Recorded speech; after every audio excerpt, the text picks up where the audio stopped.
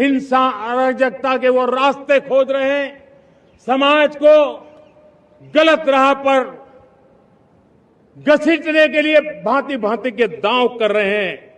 इन दिमागी नक्सलियों को पहचानना होगा, इन दिमागी नक्सलियों को आइसोलेट करना होगा और राष्ट्र को विकसित राष्ट्र बनाने की मुख्य धारा की ओर देश की युवा पीढ़ी को जोड़ना होगा।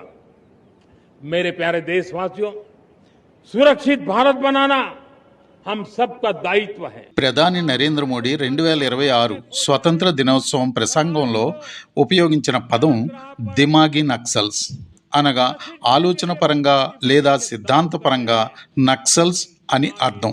సాయుధ పోరాటాలు తగ్గినప్పటికీ సమాజాన్ని విభజించే, యువతను తప్పుదోవ పట్టించే నక్సల్స్ భావజాలం మేధావుల రూపంలో ఇంకా కొనసాగుతుందని మోడీ తెలిపారు. వివరంగా చెప్పాలంటే ఆలోచనలు లేదా మేధస్సు ద్వారా నక్సలిజం భావాలను ప్రచారం చేసేవారు దిమాగ్ అంటే హిందీలో మెదడు, మనస్సు అని అర్థం. దీనిపై ప్రధాని హెచ్చరిక ఏమిటంటే సాయుధ నక్సలిజం తగ్గిపోయినా ఈ తరహా భావజాలంతో ఉన్నవారిని గుర్తించి సమాజంలో ఒంటరిని చేయాలని పిలుపునిచ్చారు. ఈ వ్యాఖ్య యొక్క ముఖ్య ఉద్దేశం ఏమిటంటే యువత ఈ తరహా ప్రమాదకరమైన ఆలోచనలకు ప్రభావితం కాకుండా దేశ అభివృద్ధిపై దృష్టి పెట్టాలని సూచించారు. కంటెంట్ నచ్చితే మంచి వార్తలకు ప్రోత్సాహాన్ని ఇవ్వండి, సబ్స్క్రైబ్ చేయండి, లైక్ చేయండి.